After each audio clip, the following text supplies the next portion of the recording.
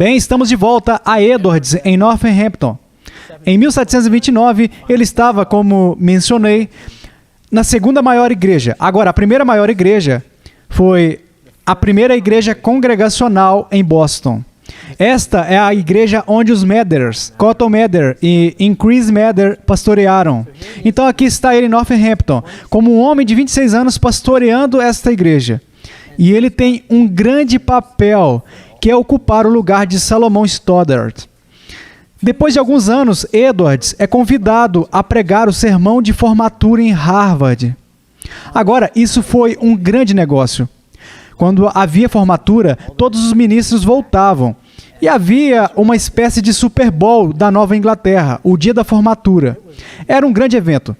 E esses ministros pregavam uns aos outros durante essa semana. E era uma grande honra. Vocês podem imaginar quantos ministros estariam reunidos lá em Boston. E era uma grande honra ser escolhido para pregar o sermão.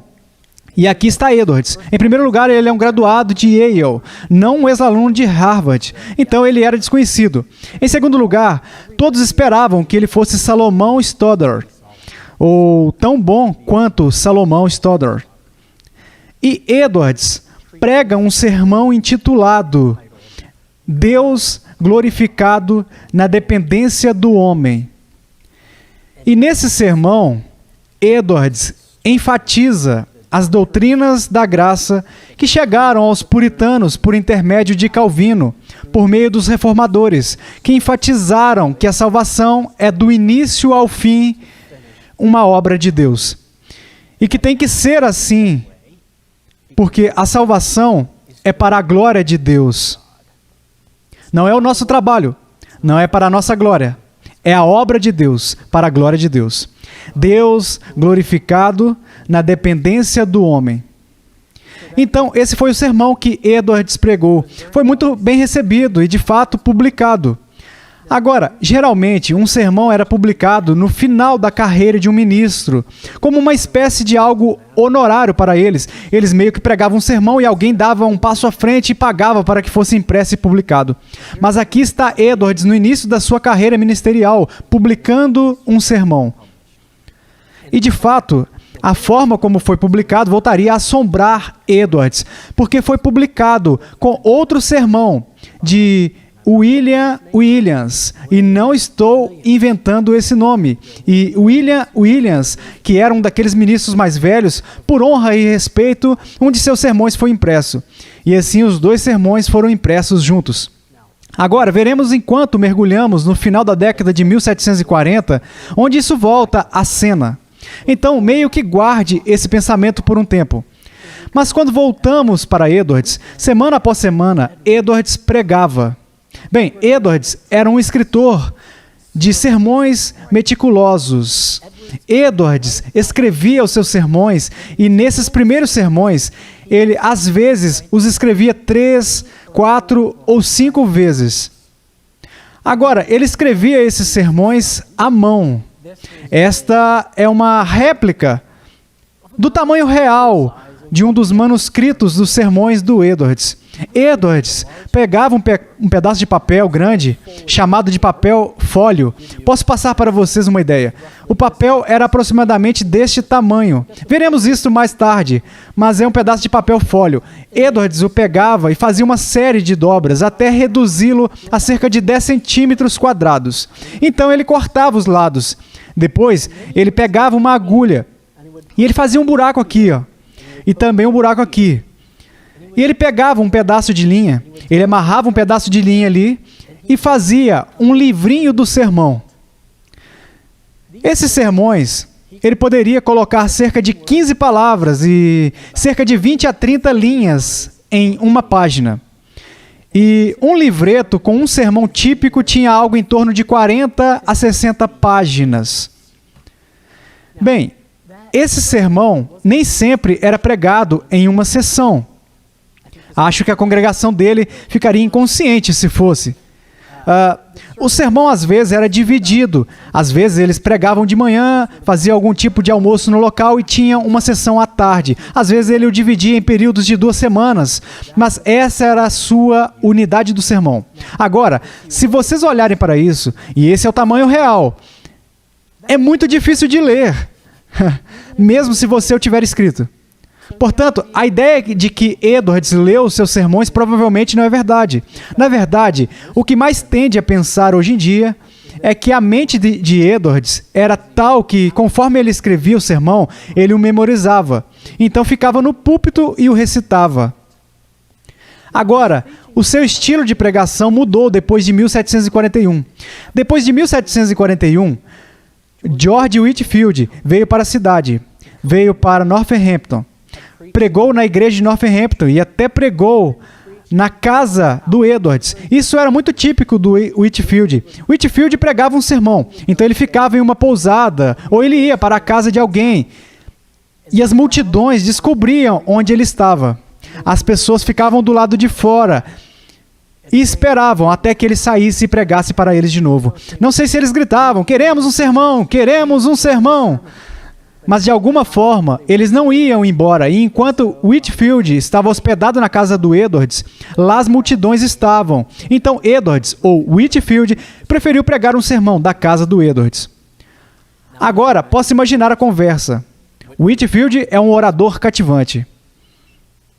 Orador muito cativante, com sermões muito cativantes. E depois que Whitefield foi embora, Sarah, amorosamente, tomando café, diz a Jonathan, por que você não prega assim? Agora, o que Jonathan deveria ter dito era, tenho que fazer um novo sermão a cada semana.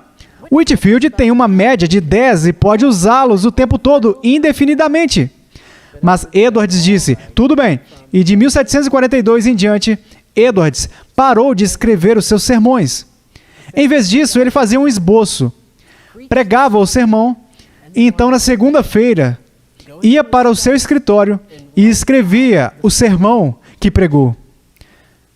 Portanto, esta é uma mente notável. Não tente fazer isso em casa, imitar essa mente. Estamos falando de uma pessoa sem precedentes. Mas Edwards escreveu sermões. Estima-se que a coletânea dos sermões do Edwards tenha em torno de 1.200 a 1.400 sermões. Depende se alguns desses foram destinados a serem divididos ou anexados em outros. Há um debate sobre isso. De 1.200 a 1.400, 15 palavras por linha, 30 linhas por página, 40 a 60 páginas por sermão, multiplicado por 1.200 a 1.400. Isso é muito papel. Isso é muitos escritos. Mas Edwards pensava sempre que subia ao púlpito que o que ele estava fazendo era, na verdade, pregar a própria palavra de Deus. Então, pregar era algo que Edwards considerava uma alta vocação. E ele aplicou a sua energia nisso. E esses sermões começaram a afetar a congregação em Northampton. Houve em 1734 e 35 um avivamento no Connecticut River Valley. Em grande parte devido à pregação de Edwards, tanto em Northampton quanto quando ele subia e descia o Connecticut River Valley e pregava. E Edwards escreveu uma história sobre avivamento e a enviou aos jornais em Boston para ser impresso, de forma que encorajasse um avivamento religioso lá em Boston. E o editor em Boston enviou a carta através do mar para o seu amigo, um escritor de hinos na Inglaterra. Vocês podem ter cantado um ou dois dos seus hinos, Isaac Watts. E ele enviou isso para Isaac Watts. Isaac Watts leu isso e disse, isso é ótimo. Peça a esse cara, Jonathan Edwards, para escrever uma versão completa disso e vamos publicá-la como um livro. Assim, a notícia chegou até Edwards em 1736. Edwards escreveu uma narrativa fiel da obra surpreendente de Deus no condado de Hampshire. O condado de Hampshire é o condado em que Northampton fica no Connecticut River Valley. O livro foi publicado na Inglaterra, editado por Isaac Watts, e uma cópia foi enviada de volta a Boston. E uma cópia chegou a Jonathan Edwards, e ele a leu. E a primeira coisa que ele notou foi que Isaac Watts, Dr. Watts, errou o título. Edwards falou de uma narrativa fiel, da obra surpreendente de Deus, na conversão de muitas centenas de almas em Northampton, nas cidades vizinhas e vilas de Hampshire, na Nova Inglaterra. Watts achou que Edwards não sabia do que estava falando e que ele se referia à colônia de New Hampshire. Então Watts mudou para New Hampshire. Esta é a cópia pessoal que foi do Edwards. Bem, não a original. Essa é uma réplica da cópia pessoal que foi dele, que está na Biblioteca de Livros Raros e Manuscritos de Beinecke, na Universidade Yale. E Edwards pegou uma caneta e riscou a palavra New. Então, vocês não têm, eu deveria ter uma imagem disso. Do outro lado, Edwards escreve: o primeiro de muitos erros que os editores cometeram nos meus livros. E eu sou muito grato por isso. Qualquer pessoa que escreveu um livro sabe como é divertido interagir com os editores. Então, Edwards decidiu: vou publicar a cópia corrigida.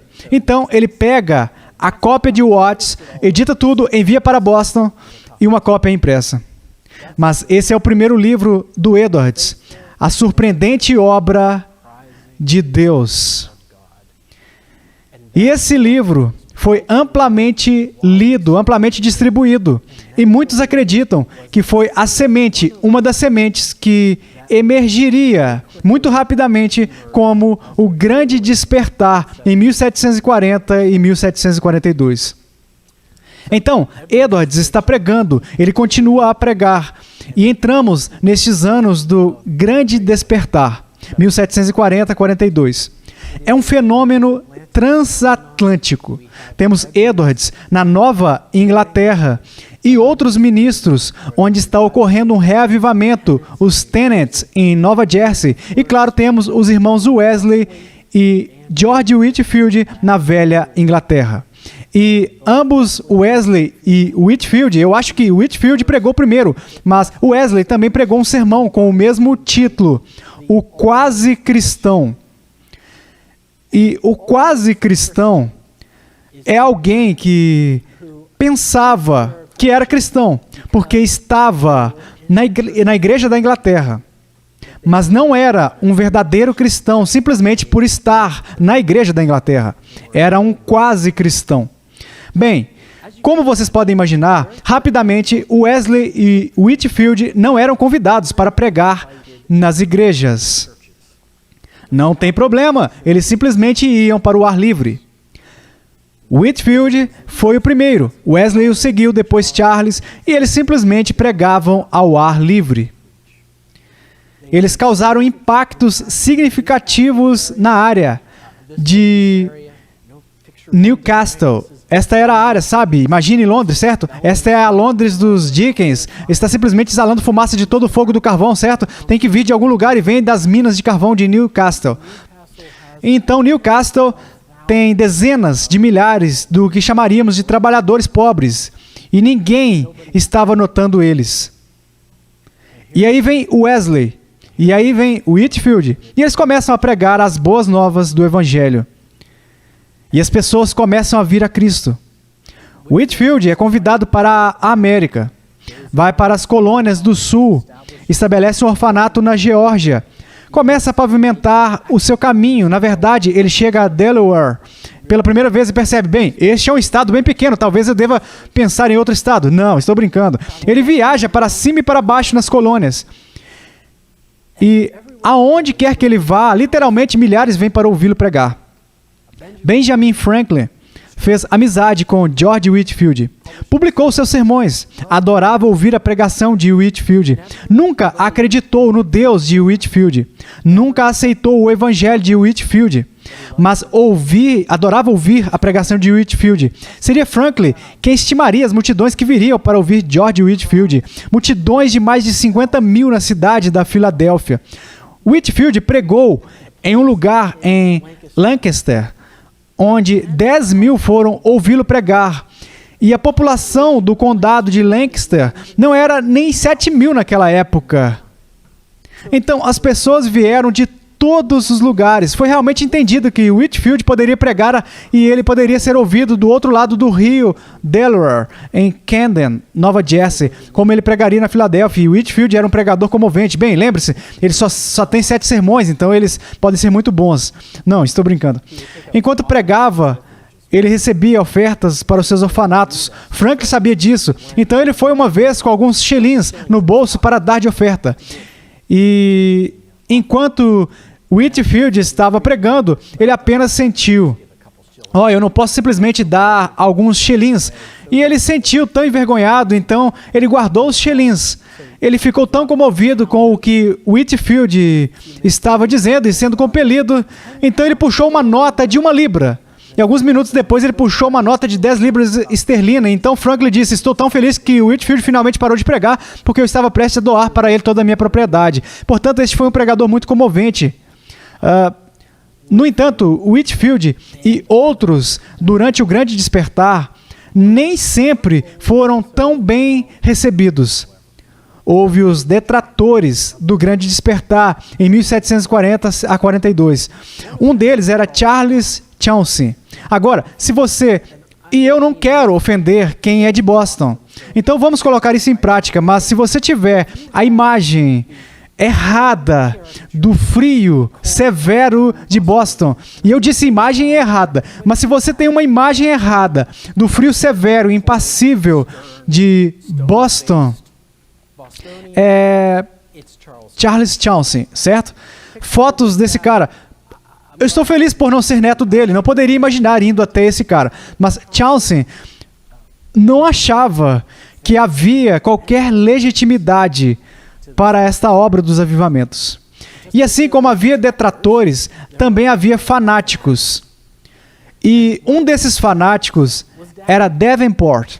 E Davenport ficou tão animado com o ministério dinâmico do Espírito Santo que começou a dizer: não precisamos de nenhum livro, não precisamos de nenhum aprendizado. E ele, na verdade, patrocinou a queima de livros nas ruas. Ele foi preso em várias ocasiões por perturbação pública. E pelo menos no final de sua vida, ele publicou uma detração, se desculpando por suas ações e também reconhecendo o quão errado estava. Mas aqui estava o avivamento, com detratores e fanáticos. E todas as colônias estavam alvoroçadas com o assunto sobre o avivamento. Na verdade, historiadores mais tarde argumentaram que o Grande Despertar foi o fator que contribuiu para a Revolução Americana. E eles olham para isso em alguns níveis. Em primeiro lugar, eles dizem que vários jornais foram criados após o Grande Despertar e foram criados para comunicar notícias do avivamento, de modo que o avivamento em uma cidade levava ao avivamento em outra cidade e assim por diante. Bem, esses jornais se tornaram uma ferramenta conveniente de comunicação mais tarde, quando a guerra revolucionária estava em andamento. O segundo fator que eles apontam é que até a década de 1740 não havia uma sensação real de ser americano. Todos tinham uma identidade particular como colônia. Eles eram da colônia de Massachusetts, a colônia de Connecticut, a colônia de Nova York, da Pensilvânia, as colônias do Sul. Na verdade, eles até tinham suas ênfases religiosas distintas. A Nova Inglaterra tinha os puritanos, as colônias do meio tinham uma espécie de mistura. As colônias do Sul eram anglicanas e, claro, a Maryland, a colônia católica de destaque. Mas eles tinham essas identidades únicas. Mas o Grande Despertar, veja, foi o que lhes deu uma experiência singular que os unificou. E essa unificação seria mais tarde uma dinâmica crucial que abriria o caminho para a guerra revolucionária. Edwards estava bem no meio do Grande Despertar. E, de fato, ele pregou um sermão literalmente no meio dele, que é seu sermão mais famoso: pecadores nas mãos de um Deus irado.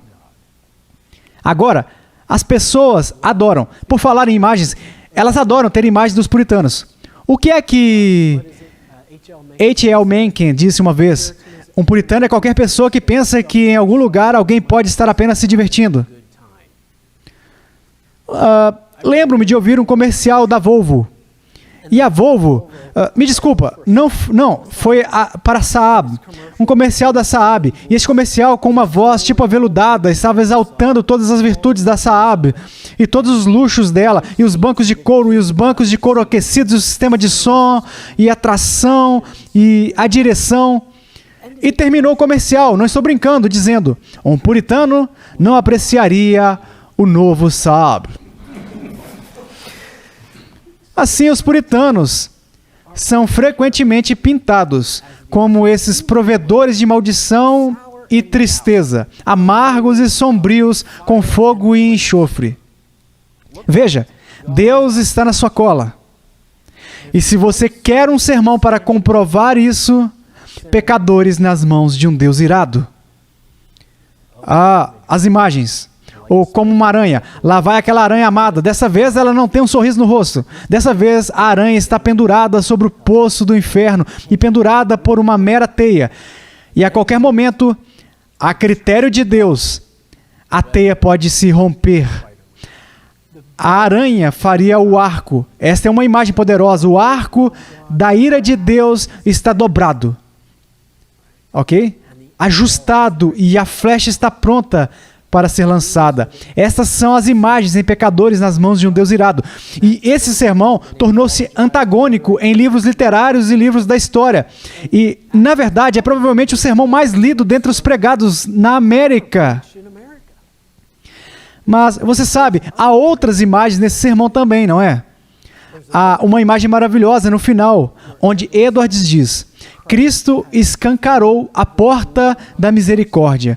Está no caminho, clamando aos pobres pecadores: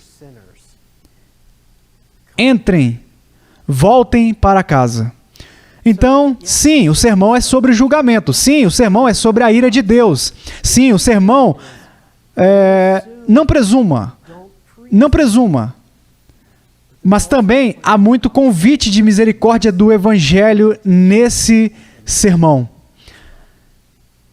E, na verdade, se você olhar para a coletânea dos sermões do Edwards como um todo, quais as palavras que aparecem mais? Alegria, prazer, felicidade. Na verdade, eu costumava pensar que Edwards inventou essa palavra, mas depois a descobri nos puritanos anteriores. Feliz. Não é uma ótima palavra? Você não quer ser feliz? Você sabe como você pode ser feliz? Amando a Deus e obedecendo a Deus. Edwards pregou sobre o pecado, pregou sobre a ira de Deus, sem dúvida. Ele não iria ceder nisso, ele não iria excluir isso, ele não iria encobrir o Evangelho. Mas ele também expressou a alegria, a doçura, o deleite e o prazer que o Evangelho nos proporciona. Bem, veremos um pouco mais dos sermões de Edwards e também veremos o que deu errado nesta congregação em Northampton na nossa próxima sessão juntos.